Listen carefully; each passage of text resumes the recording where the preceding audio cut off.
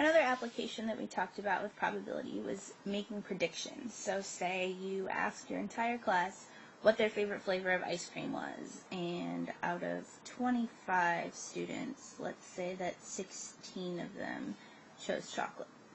And now I want to know, if your school had 500 students in it, how many of them would you predict would say chocolate?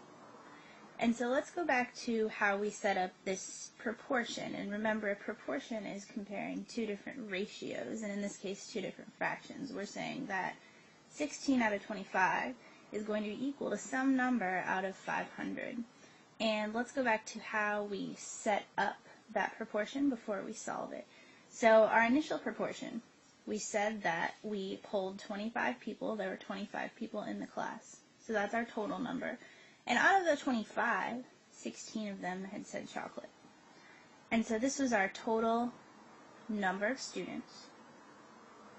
And so when we go to set up our proportion, our denominator on the right side should be our total number of students. In the school, in this case, which we said was 500. And some number out of 500 we are predicting to say chocolate ice cream. And we don't know it yet, so we're going to call that mystery number x. And now we've got a proportion. And remember, to solve that, our first step is to cross multiply. So I'm going to go ahead and circle my cross products. And over here on the side, I've got 500 times 16 gives me 5 times 6 is 30, carry the 3, 5 times 1 is 5, plus 3 is 8, so I've got 8,000 as my cross product for 16 and 500. And 25 times x is just 25x. I can't really do much with that yet.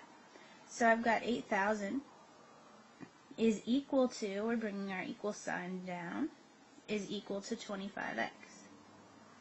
Now this is a one-step equation, and to undo that 25 times x, the opposite of times 25, divided by 25, whatever I do to the right side to keep my equation balanced, I have to do to the left side. Now 25 divided by 25, that is equal to 1.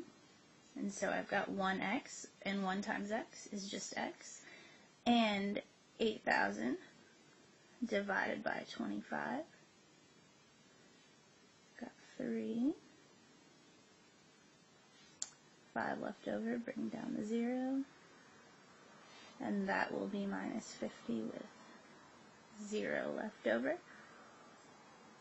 So x is equal to 320, which means that if we were to go and ask every student in this school what their favorite ice cream was, we could predict that 320 of them out of the 500 would say chocolate based on this first probability.